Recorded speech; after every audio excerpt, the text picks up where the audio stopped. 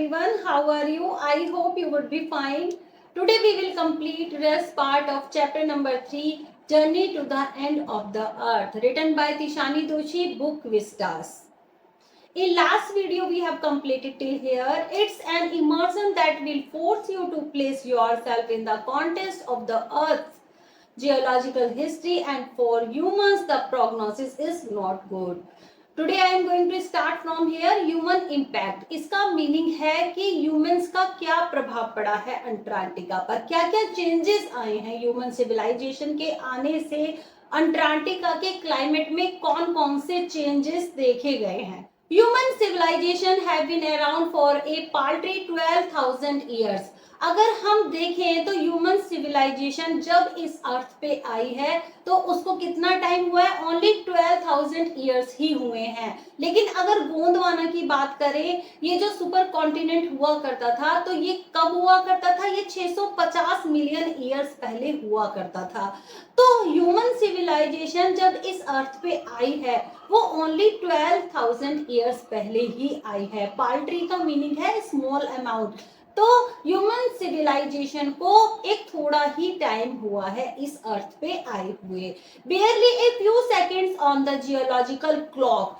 और ये इस अर्थ की जो जियोलॉजिकल क्लॉक है, जब से ये अर्थ बनी है, तो अगर हम उसकी बात करें, अर्थ की जियोलॉजिकल क्लॉक की बात करें, तो ये फ्यू सेकेंड्स ही है। तो ये जो 12,000 ईयर हैं, ये अर्थ की जियोलॉजिकल क्लॉक के अकॉर्डिंग ओनली few minutes हैं। In that short amount of time, we have managed to create quite a ruckus, teaching our dominance over nature. अब इस short amount of time में ही, इस थोड़े से समय में ही हमने इस अर्थ पे हलचल मचा दिया है, हमने इस अर्थ पे हंगामा कर दिया है। रकस का मीनिंग है हंगामा या हलचल। तो इस थोड़े से ही टाइम में ही हमने इस अर्थ पे एक हलचल मचा दिया है, हमने चारों तरफ पॉल्यूशन फैला दिया है, आवर डोमिनेंस ओवर नेचर, और हमने इस पूरी नेचर पे, अपने लैंड पे एक तरीके से कब्जा कर लिया है, उस पर अपना अधिकार कर लिया है। डोमिनेंस का मीनिंग है अधिकार कर लेना। With our villages, towns, cities, mega cities, हमने इस पूरी अर्थ पे अपना अधिकार जमा लिया है और हमने विलेजेस बना दिए हैं, हमने टाउन्स बना दिए हैं, सिटीज बना दिए हैं, मेगा सिटीज बना दिए हैं। तो इस अर्थ पे हमने पूरी पे अपना एक तरीके से अधिकार जमा लिया है और इस थोड़े से टाइम में ही हमने अर्थ पे हलचल मचा दिया, हमने इस एनवायरनमेंट को पोल्यूटेड कर दिया है। The rapid increase of human populations has left us battling with other species for limited resources। और लगातार ह्यूमन पॉपुलेशंस के बढ़ने से, ह्यूमन पॉपुलेशन में जो रैपिड इंक्रीज हो रहा है, तेजी से जो वृद्धि हो रही है, तो इस ह्यूमन पॉपुलेशन ने एक तरीके से एक जंग छेड़ रखी है। अदर स्पीसीज मीन्स जो प्रजातियां होती हैं, जीव जंतु होते हैं, पेड़ पौधे होते हैं। लिमिटेड रिसोर्सेज का मीनिंग है जो हमारे रिसोर्सेज हैं, जैसे हमारा पानी है और हमारे फॉसिल फ्यूल्स हैं, ये हमारे रिसोर्सेज हैं। तो हमने सभी स्पीसीज, सभी प्रजातियों के खिलाफ और अपने फॉसिल फ्यूल्स और अपने रिसोर्सेज के खिलाफ एक जंग छेड़ रखी। And the unmitigated burning of fossil fuels has now created a blanket of carbon dioxide around the world। और लगातार फॉसिल फ्यूल्स के यूज से, फॉसिल फ्यूल्स क्या होते हैं, कोयला होता है, पेट्रोलियम होता है और सीएनजी गैस होती है, ये सभी हमारे फॉसिल फ्यूल्स हैं और ये जो रिसोर्सेज है ना, ये लिमिटेड हैं। अगर हम इनको ज्यादा यूज करेंगे ना तो ये सभी खत्म हो जाएंगी और हमारे एनवायरनमेंट में कार्बन डाइऑक्साइड की मात्रा बढ़ जाएगी। तो अनमिटिगेटेड बर्निंग, अनमिटिगेटेड का मीनिंग है निरंतर या लगातार। लगातार फॉसिल फ्यूल्स को बर्न करने से हमारे एनवायरनमेंट में कार्बन डाइऑक्साइड फैल गई है। लगातार फॉसिल फ्यूल्स को बर्निंग करने से हमारे एनवायरनमेंट को कार्बन डाइऑक्साइड के एक ब्लैंकेट ने ढक लिया है, हमारे पूरे वर्ल्ड को कार्बन डाइऑक्साइड के एक ब्लैंकेट ने ढक लिया है। which is slowly but surely increasing the average global temperature। और जिससे धीरे धीरे हमारा ग्लोबल टेम्परेचर बढ़ रहा है। आपने लास्ट मंथ भी देखा होगा, जो टेम्परेचर कितना नोट किया गया था, 47-48 डिग्री टेम्परेचर नोट किया गया था, और प्रयागराज में और कानपुर में तो 48 डिग्री टेम्परेचर नोट किया गया था। तो ये ग्लोबल वार्मिंग का ही रिजल्ट है। ह्यूमन पॉपुलेशन ने अनलिमिटेड फॉसिल फ्यूल्स को यूज किया है और वो हमारे एनवायरनमेंट में कार्बन डाइऑक्साइड की मात्रा को बढ़ा रहे हैं। ठीक है, देखिए हमने अपने एनवायरनमेंट में कितना पॉल्यूशन क्रिएट कर दिया है। हमने अपनी सभी रिवर्स को गंदा कर दिया है। यमुना नदी जो कि दिल्ली में, आगरा में, मथुरा में बहती है, हमने अपनी रिवर्स को खराब कर दिया, उनको स्पॉइल कर दिया है। अपने सभी नालों को हमने अपनी नदियों में कनेक्ट कर दिया है। हमने एयर पॉल्यूशन फैला दिया है, फैक्ट्रीज में से निकलने वाले धुएं से और व्हीकल में से निकलने वाले धुएं से हमने अपने एयर को भी पॉल्यूटेड कर दिया है, अपने एनवायरनमेंट को भी पॉल्यूटेड कर दिया है। तो ह्यूमन पॉपुलेशन ने कार्बन डाइऑक्साइड की मात्रा इस एनवायरनमेंट में इतनी ज्यादा बढ़ा दी है जिससे इस पूरी दुनिया का टेम्परेचर इंक्रीज हो रहा है। उसको ग्लोबल टेम्परेचर बोला जाता है। ठीक है, पूरी दुनिया का जो टेम्परेचर है जिसको ग्लोबल टेम्परेचर बोला जाता है वो डे बाय डे इंक्रीज होता चला जा रहा है। और वो कैसे हो रहा है? ह्यूमन एक्टिविटीज की वजह से। Climate change is one of the most hotly contested environmental debates of our time. अगर हम आज बात करें तो क्लाइमेट चेंज मीन्स जलवायु परिवर्तन, ये सबसे hotly contested environmental debates means सबसे मुख्य विषय है एनवायरमेंटल डिबेट्स का आज के टाइम में। ठीक है, जलवायु परिवर्तन आज के टाइम में सबसे मुख्य विषय है एनवायरमेंटल डिबेट्स का। Will the West Antarctic ice sheet melt entirely? यहाँ पर देखिए ये जो राइटर है ये क्वेश्चन रेज कर रही है कि अंटार्कटिक की जो सारी आइस शीट है क्या वो मेल्ट हो जाएंगी? जो अंटार्कटिका पर जो ग्लेशियर है क्या वो मेल्ट हो जाएंगी पूरी तरह? Will the Gulf Stream ocean current be disrupted? Disrupted का मीनिंग होता है रुकावट आ जाना या रुक जाना। तो यहाँ पर राइटर कह रही हैं कि ये जो सभी आइस शीट हैं, ये जो ग्लेशियर हैं अंटार्कटिका के, ये सभी पिघल जाएंगे और जो गल्फ स्ट्रीम ओशन करंट है क्या ये भी रुक जाएगा? Will it be end of the world as we know it? क्या इस दुनिया का अंत हो जाएगा जैसा कि अब हम जानते हैं? मे बी नॉट, हो भी सकता है और नहीं भी। Either way Antarctica is a crucial element in this debate. और अगर हम बात करें तो अंटार्कटिका एक क्रूशियल एलिमेंट है, एक सबसे इंपॉर्टेंट एलिमेंट है। अगर हम करें तो अंटार्कटिका के टॉपिक पर एक बड़ी डिबेट की जा सकती है और अंटार्कटिका एक सबसे इंपॉर्टेंट टॉपिक है। Not just because it is the only place in the world. यहाँ पर देखिए राइटर कह रही है कि ये जो अंटार्कटिका है ये दुनिया में एक ऐसी जगह है which has never sustained a human population and therefore remains relatively pristine in this respect। ये जो जगह है अंटार्कटिका ये बिल्कुल साफ और स्वच्छ है क्योंकि यहाँ पर अभी ह्यूमन पॉपुलेशन का अभी कोई भी इंटरफेयर नहीं हुआ है, इसीलिए अंटार्कटिका एक साफ और स्वच्छ और एक निर्मल जगह है। प्रिस्टाइन का मीनिंग है बिल्कुल साफ और स्वच्छ। But more importantly because it holds in its ice cores 500,000-year-old carbon records trapped in its layers of ice।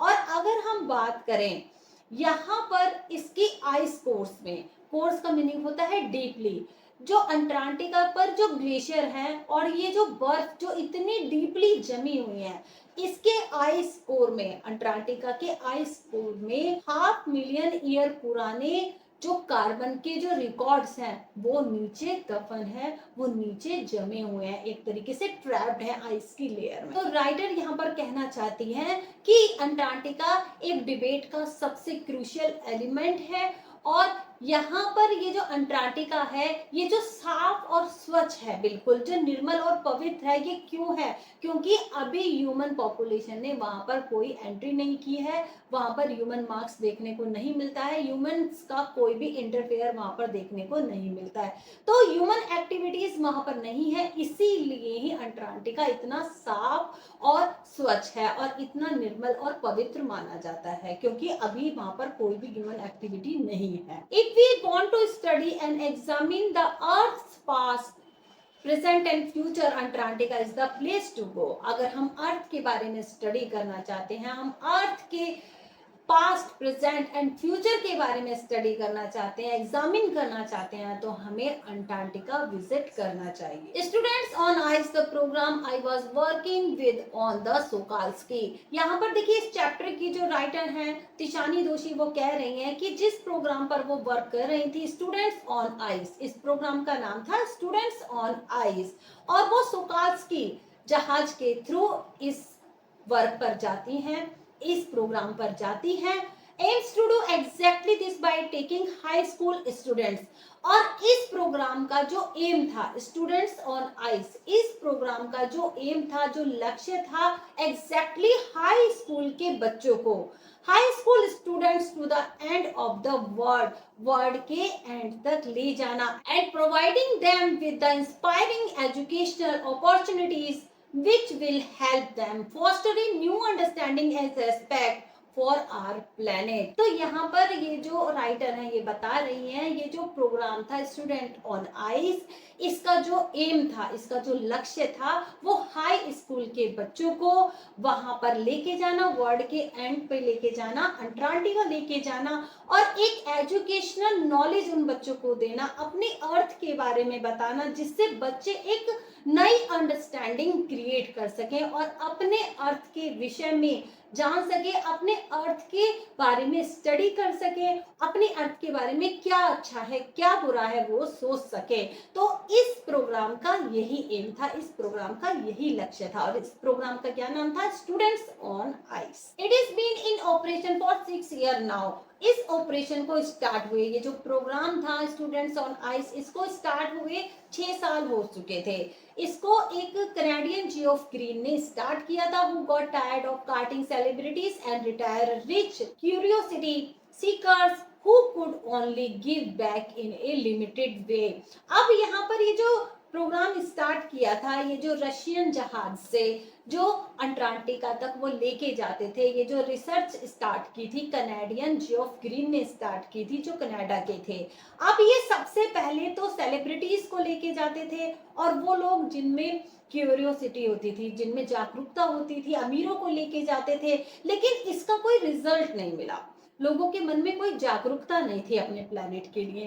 तो इस चीज का कोई भी रिजल्ट कनाडियन जियोफ ग्रीन को नहीं मिला। With students on ice he offers the future generation of policy maker a life changing experience at an age when they are ready to absorb, learn and most importantly, लेकिन जब Geoff Green ने बच्चों को offer किया, high school के बच्चों को offer किया, और ये जो प्रोग्राम शुरू किया स्टूडेंट्स ऑन आइस, तो तब उन्होंने समझा, क्योंकि बच्चे हमारी फ्यूचर जनरेशन है, ये हमारे एक तरीके से पॉलिसी मेकर है, फ्यूचर में ये पॉलिसी बनाएंगे।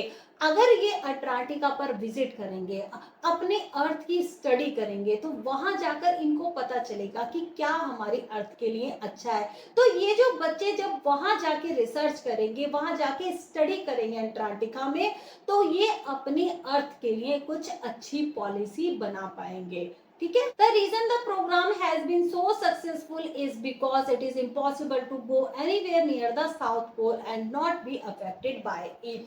अब यहाँ पर देखिए जो राइटर है वो कह रही हैं कि ये जो प्रोग्राम था ये बहुत ही सक्सेसफुल हुआ, क्योंकि जो भी साउथ पोल के पास जाता था, अब ये जो अंटार्कटिका है ना, यहाँ पर साउथ पोल है, और ऊपर की तरफ जो हमारा ग्लोब का ऊपर का सबसे ऊपर का जो हिस्सा है उसको नॉर्थ पोल बोला जाता है, और अंटार्कटिका पर हमारा साउथ पोल है।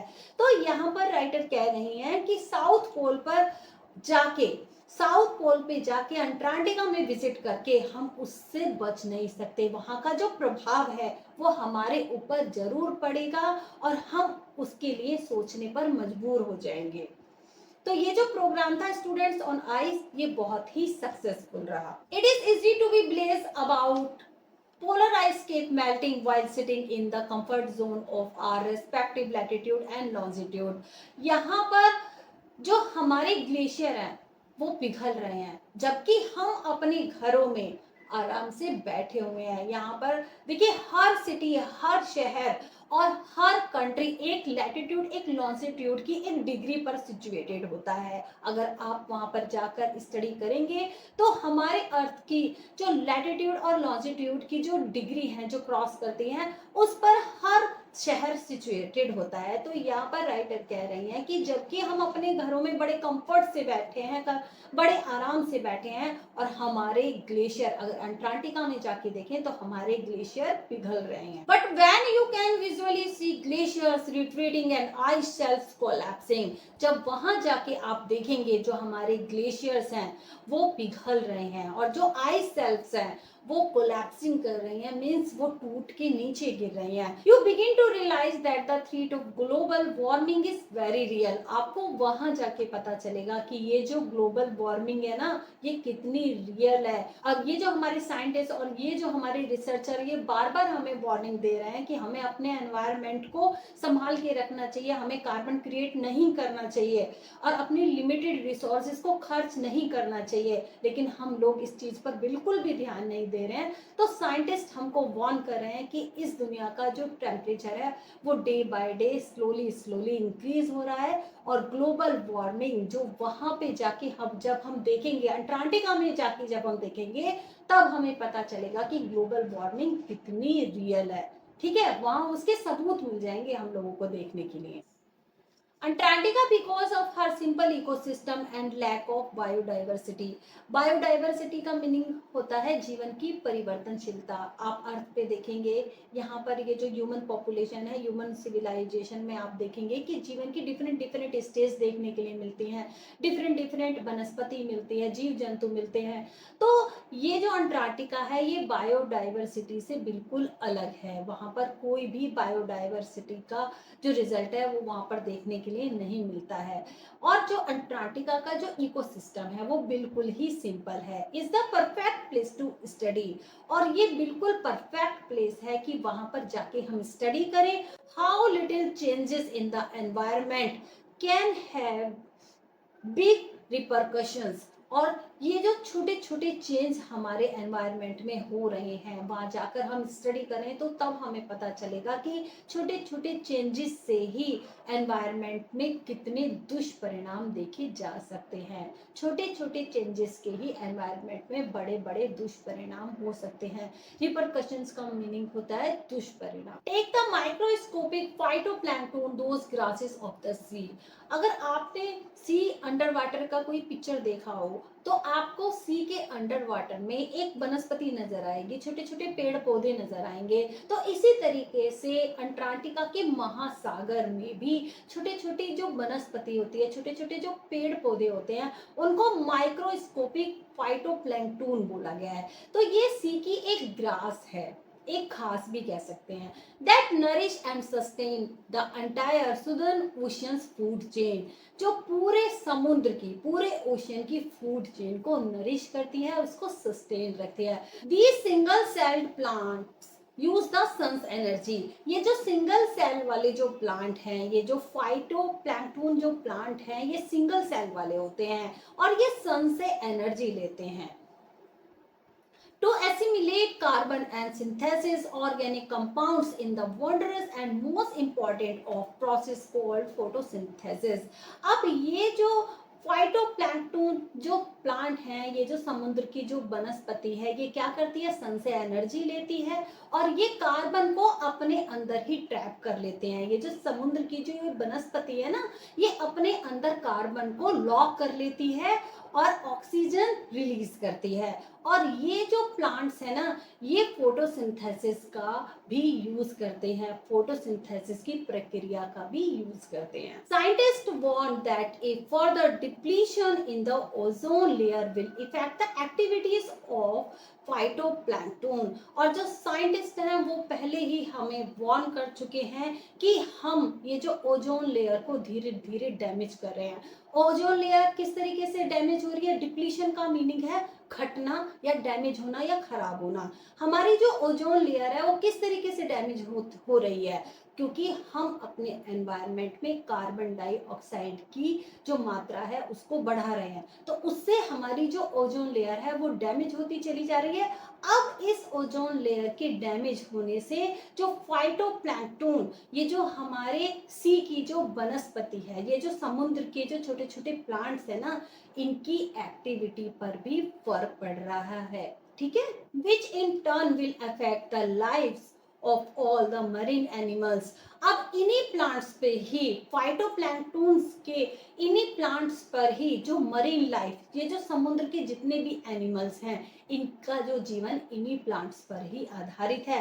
And birds of the region, और वहाँ के जो बर्ड्स हैं, एक तरीके से ये जो प्लांट है ना पूरे एनवायरनमेंट को भी क्लीन करते हैं। एक तरीके से ये जो वहाँ के जो लाइफ सर्कल का एक पार्ट है ये plants. In the parallel of the phytoplankton there is great metaphor of existence. और अगर हम फाइटोप्लैंक्टन के बारे में कहें तो ये एक ग्रेट सिमिलैरिटी, एक बात कही गई है, take care of the small things and the big things will fall into place, कि अपनी सभी छोटी छोटी चीजों को ठीक से रखो और बड़ी चीजें अपने आप ही ठीक हो जाएंगी। वॉक ऑन द ओशियन, यहाँ पर देखिए नैरेटर बता रही हैं कि किस तरीके से वो ओशियन पर चले, किस तरीके से वो समुद्र पर चले।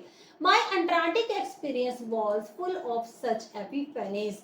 तो उनका जो एक्सपीरियंस था, जब वो अंटार्कटिका विजिट करती हैं तो वहां पर उनको बहुत सारे रियलाइजेशन हुए। एपिफेनीज का मीनिंग है रियलाइज होना या रियलाइजेशन होना। तो बहुत सारे रियलाइजेशन उनको होते हैं, बट द बेस्ट ऑकर, उनमें से सबसे जो बेस्ट था, just short of the Antarctic circle eight 65.55 degree south. तो इनमें से सबसे बेस्ट इवेंट उनको लगा जब वो अंटार्कटिका के सबसे बीच में थी, सर्कल पे थी। वो जो सर्कल कहाँ पे था, 65.55 डिग्री साउथ में था। The Shokalskiy had managed to wedge herself into a thick white stretch of ice। अब ये जो सुकाल्स्की जो जहाज था, ये एक तरीके से बर्फ में से निकल ही नहीं पा रहा था। तो एक बार उनके साथ एक इवेंट होता है, यहाँ पर तिशानी दोषी के साथ एक घटना घटती है कि जो उनका जो जहाज था ना सुकाल्स्की, वो आइस के बीच में फंस जाता है between the peninsula and tadpole island. और ये कौन सी जगह थी, पेनिसुला और टैडपोल आइलैंड के पास की जगह थी, which was preventing us from going any further. अब ये जो जहाज था सोकाल्स्की, ये आइस के बीच में फंस जाता है और ये आगे बढ़ ही नहीं पाता है। The captain decided we were going to turn around and head back north. तब कैप्टन ने डिसाइड किया कि अब ये जो हमारा जहाज था ये आगे बढ़ ही नहीं पा रहा था, तो कैप्टन ने डिसाइड किया कि हम नॉर्थ की तरफ टर्न कर ले। बट बिफोर वी डिड, लेकिन ऐसा करने से पहले we were all instructed to climb down the gangplank and walk on the ocean. लेकिन ऐसा करने से पहले हम सभी लोगों को इंस्ट्रक्शन दी गई कि आप सभी जहाज से नीचे उतरे और थोड़ी देर समुद्र पे चले। सो देयर वी वर, तो हम वहां पर कितने थे, ऑल 52 ऑफ अस, हम सभी वहां पर 52 थे। यहाँ पर राइटर बता रहे हैं कि ये जो इनका जो ग्रुप था ना, जो एक प्रोग्राम पे था स्टूडेंट्स ऑन आइस, तो ये सभी जो स्टूडेंट्स का जो ग्रुप था वो 52 का था। नेटेड आउट इन गोरटेक्स एंड ग्लेयर्स, और सभी ने सनग्लासेस लगाए हुए थे, सभी ने गोरटेक्स एक फैब्रिक का एक क्लॉथिंग पहनी हुई थी। Walking on a stark whiteness that seemed to spread out forever. Underneath our feet was a meter thick ice pack. अब यहाँ पर देखिए राइटर बता रही हैं कि हम लोग व्हाइटनेस पर चल रहे थे। जो आइस सीट थी वो कितनी मोटी थी, वो 1 मीटर थिक थी, 1 मीटर मोटी थी, और ये लोग समुद्र के ऊपर चल रहे थे। तो यहाँ पर राइटर को एक ऐसा एक्सपीरियंस हो रहा है कि देखिए वो किसके ऊपर चल रही है, वो समुद्र के ऊपर चल रही है। तो ये जो समुद्र है ना बिल्कुल लिविंग है, जो ब्रीथ कर रहा है, जिसके अंदर वनस्पति है, जिसके अंदर पेड़ पौधे हैं। तो यहाँ पर राइटर को एक ऐसा एक्सपीरियंस हो रहा है कि वो समुद्र के ऊपर चल रही हैं। Underneath our feet was a meter thick ice pack. उनके पैरों के नीचे कम से कम 1 मीटर थिक, इतना मोटी आइस पैक था। And underneath that 180 metres of living breathing salt water, और उनके पैरों के नीचे 180 मीटर्स का इतना डीप समुद्र था जो बिल्कुल लिविंग था और ब्रीथिंग कर रहा था सॉल्ट वाटर से। लिविंग ब्रीथिंग का मतलब है कि बिल्कुल जीता जागता समुद्र था हमारे पैरों के नीचे। In the periphery crevator seals were stretching and sunning themselves on ice floes, much like stray dogs will do under the shade of a banyan tree। अब यहाँ पर देखिए राइटर बता रहे हैं कि वहां पर उन्होंने सील्स को भी देखा, क्रीबेटर सील्स को भी देखा, जो कि स्ट्रेचिंग, जो कि फैल के लेटी थी और सूरज की धूप को ले रही थी। जिस तरीके से एक बैनियन ट्री के नीचे एक डॉग आराम किया करता है ना, आराम से फैल के, तो यहाँ पर राइटर वही कह रही हैं कि ऐसा उन्होंने अपने गांव में देखा था कि जिस तरीके से एक बैनियन ट्री के नीचे एक डॉग रिलैक्स करता है आराम से, उसी तरीके से वो जो सील थी वो बर्फ की शीट पर लेटी हुई थी। It was nothing short of A revelation, everything does Indeed connect. तो यहाँ पर राइटर को ऐसा कहने में कोई भी आश्चर्य नहीं है। रेवलेशन का मीनिंग है आश्चर्य। ऐसा कहने में उनको कोई भी आश्चर्य नहीं है कि हर चीज एक दूसरे से कनेक्ट होती है। इस अर्थ पर जितनी भी चीजें हैं हर चीज एक दूसरे से कनेक्ट है। 9 time zone, 6 checkpoints, 3 bodies of water and many ecosphere. तो यहाँ पर राइटर बता रहे हैं कि इन सभी को क्रॉस करने के बाद I was still wondering, मैं इतने आश्चर्य में हूँ about the beauty of balance in play on our planet, कि हमारे प्लेनेट पर किस तरीके का बैलेंस बना हुआ है, और इस बैलेंस की खूबसूरती को देखकर, इस बैलेंस की ब्यूटी को देखकर मैं बहुत ज्यादा आश्चर्य में हूँ। देखिए हमारे एनवायरनमेंट में ना हर चीज एक दूसरे से कनेक्टेड है और एक तरीके से एक बैलेंस बना हुआ है, और जब ह्यूमन एक्टिविटी होती है ना तो ये हमारा जो नेचर का जो एक बैलेंस है ना वो बिगड़ जाता है। जब हम अपनी रिसोर्सेज का मिसयूज करते हैं, उनको बहुत ज्यादा यूज करते हैं और अपनी रिसोर्सेज को बिगाड़ते रहते हैं, एनवायरनमेंट में पोल्यूशन फैलाते हैं, तो एक तरीके से जो हमारे नेचर का जो बैलेंस है ना वो बिगड़ जाता है। तो यहाँ पर राइटर बता रही हैं कि अंटार्कटिका जाके वो इतनी हैरान है कि ये जो इस दुनिया का, इस प्लैनेट का जो बैलेंस है ना वो किस तरीके से बना हुआ है, इसकी जो सुंदरता को देखकर वो बहुत ज्यादा हैरान। How would it be if Antarctica were to became the warm place. अब यहाँ पर राइटर कह रही हैं कि क्या होगा अगर अंटार्कटिका दोबारा से गर्म हो जाए। जिस तरीके से गोंडवाना एग्जिस्ट करता था तो उस टाइम पर क्लाइमेट बहुत ज्यादा गर्म था, तो यहाँ पर राइटर कह रही हैं कि क्या होगा कि अंटार्कटिका जब गर्म हो जाएगा, उसका जो एनवायरनमेंट है वो बिल्कुल गर्म हो जाएगा, तो क्या होगा that it once used to be, जैसा कि हुआ करता था 650 मिलियन ईयर्स पहले। Will we be around to see it, क्या हम इसको देख पाएंगे, और would we have gone the way of the dinosaurs, mammals and woolly rhinos, और क्या हम डायनासोर्स, मैमल्स और राइनोस की प्रजाति को हम देख पाएंगे, क्या हम उस समय में वापस जा पाएंगे।